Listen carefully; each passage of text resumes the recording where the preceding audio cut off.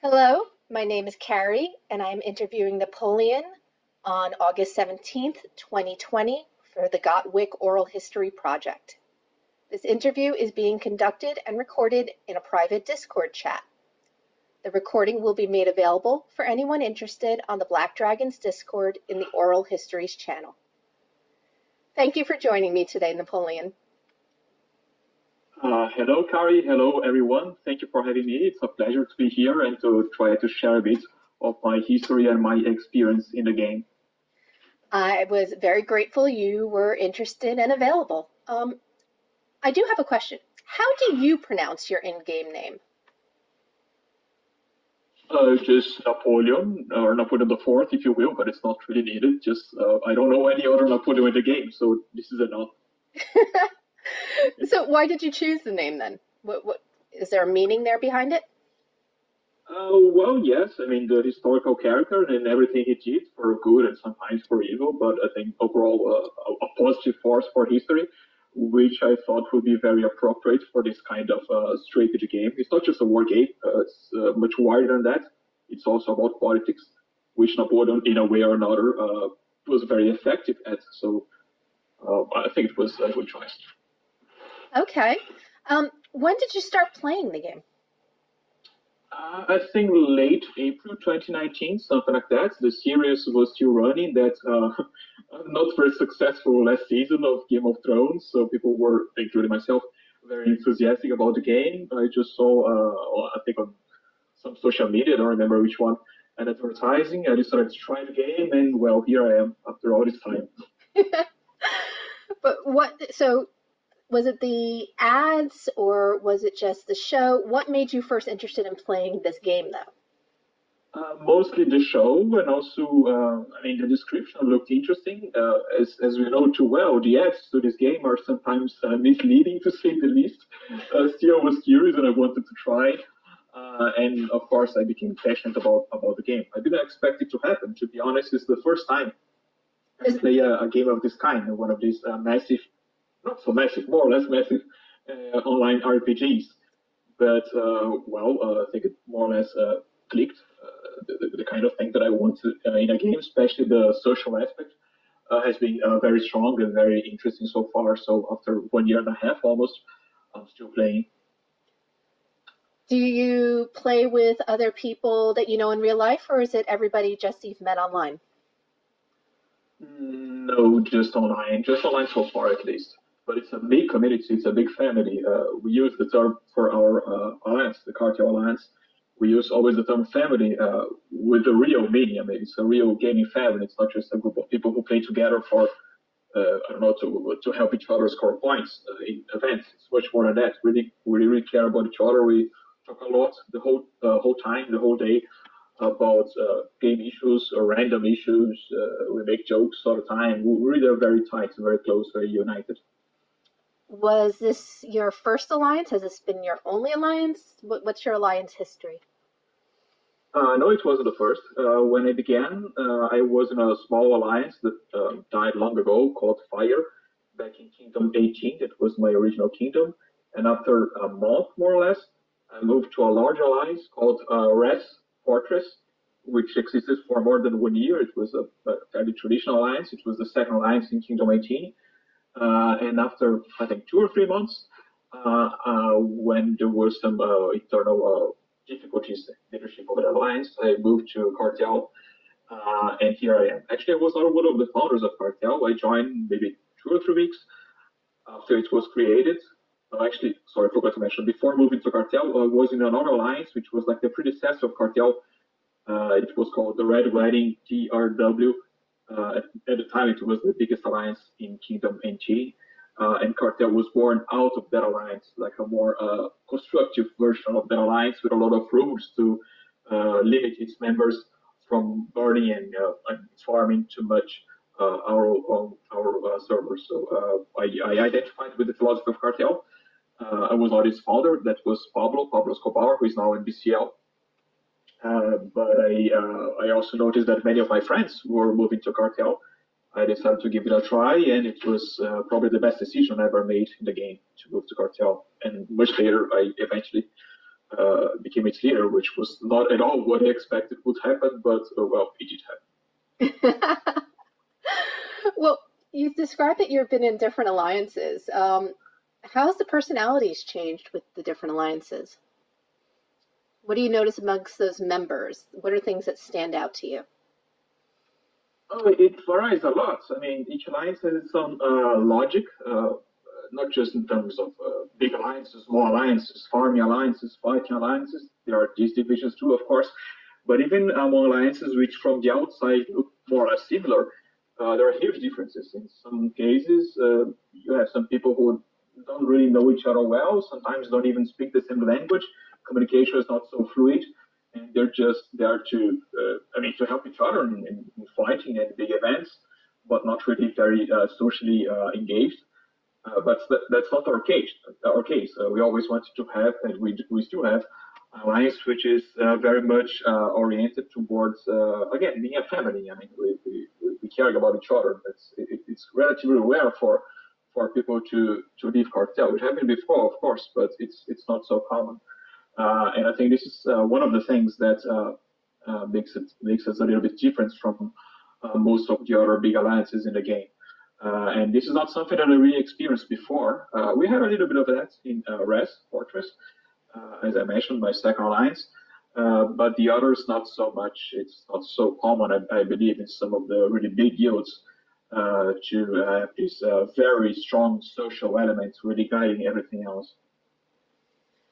So, do you believe that's the key to having a successful alliance? What stands out to you as if somebody was going to model their alliance after yours, what would it be? That's one of them, yes, social cohesion, let's say. But it's not the only one. It's sort of things. It takes a lot of work to run a big family.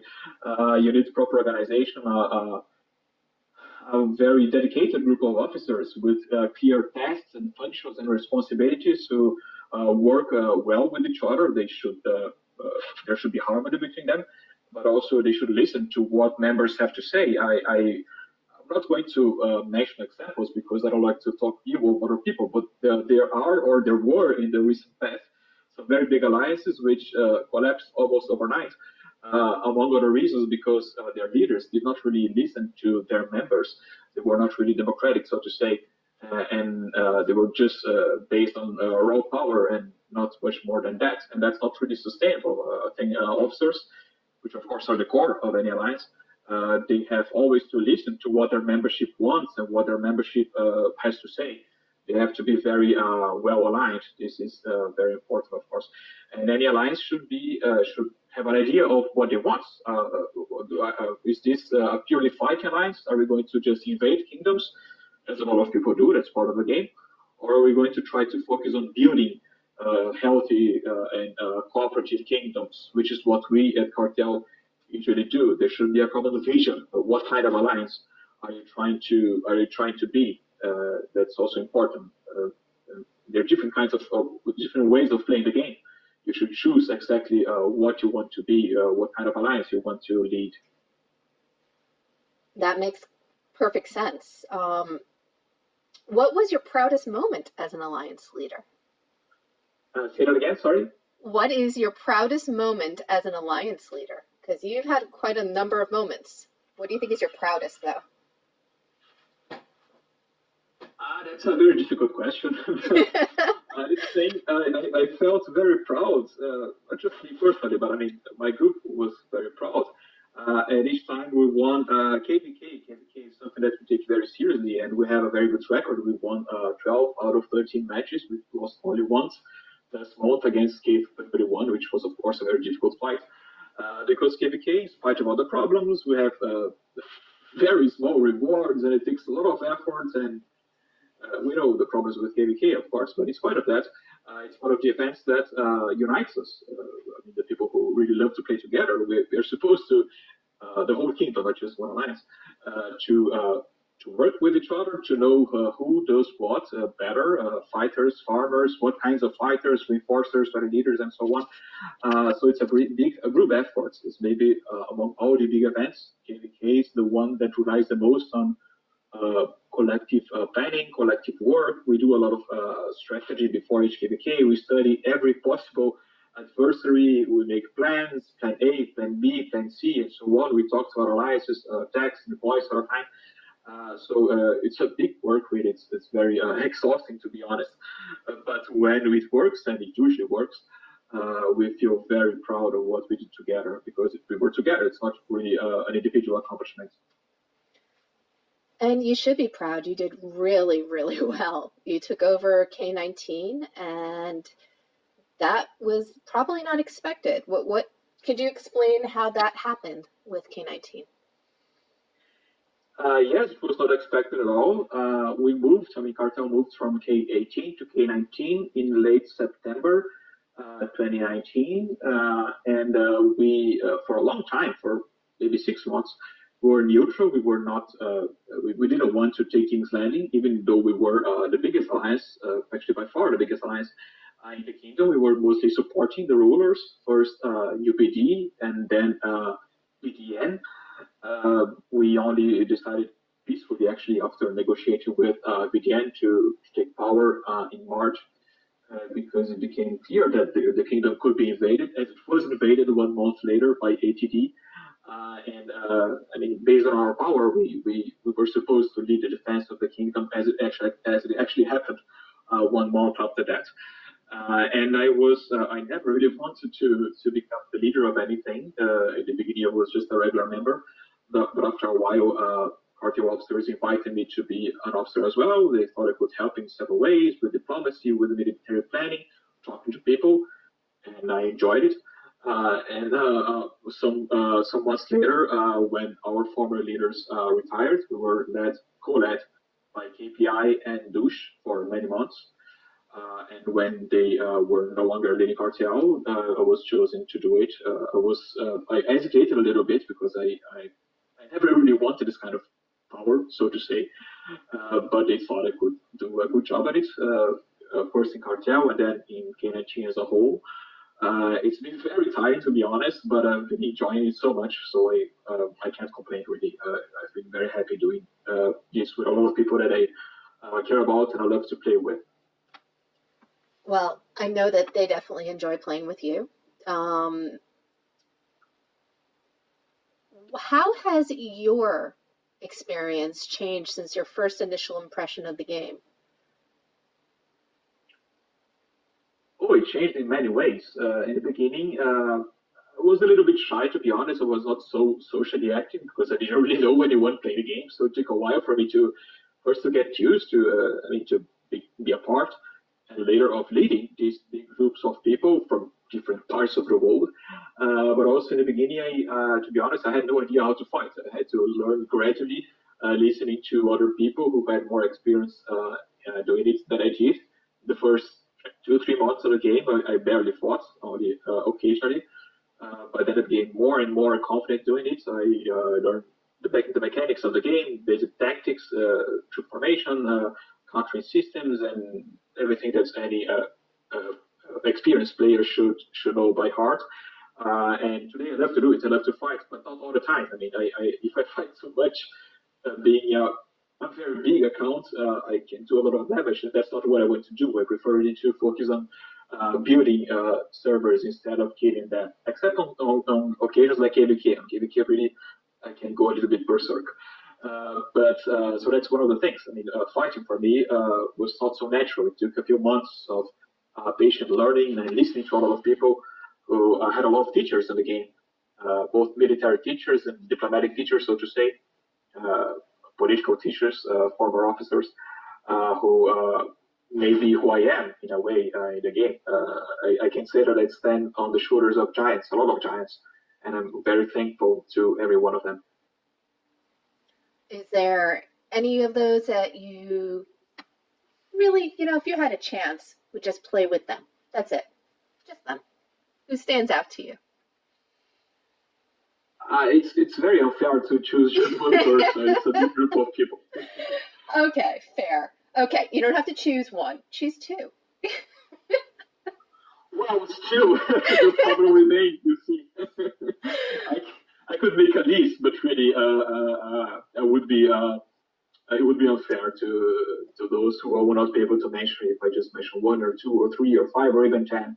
Fair enough. I mean, we always had leaders. We were supposed to, but in the cartel we have always been relatively democratic for a big alliance, and we always have decided by council. We still decide by council, so it's never just one person who is leading alone or thinking alone or planning alone. It's always a group. So, what is your favorite part of the game and why? You've mentioned the KVK, you've mentioned the social, but is there any other particular aspect that stands out, or it's that, the family and the KVK? To be honest, I spend like 75% of my game time in Discord and 25% in the game proper, except occasions like KVK when I need to physically play the whole time, of course.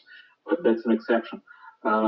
Which means that the social elements, the political elements, talking to our members, but also to other alliances, try to find ways to cooperate with other alliances in our kingdom and in other kingdoms, is really vital for an alliance leader, and I really enjoy doing that. It takes a lot of time. It's not easy. I very often have sleepless nights because of that. Also, you have to consider time differences, people in different continents. But I really enjoy doing it. So I think this social, political, diplomatic element is maybe my favorite part of the game. I like the rest too. I like to fight. I like to farm. I'm not a farmer. But really, this human part of the game is what interests me the most. So the farming is your least favorite part then, is that what you're saying? Yes, I hate farming, to be honest. And more than farming itself, which is a basic thing, nodes drama, any kind of drama. I try to be a very drama-free person and try to have a drama-free alliance. It's not always easy, but overall, I think we are relatively drama-free. But when people start fighting because oh yeah, this node is in my territory, this is you violated first march. Here's a screenshot. Oh, he was rude to me when I sent my T1 host to whatever nodes. This is a waste of time. Honestly, this is it's difficult for me to understand why people are so passionate about this. But well, it's another part of the game too, so I have to respect it, I guess. So it is unfortunately part of the game and definitely something I've experienced. So I sympathize.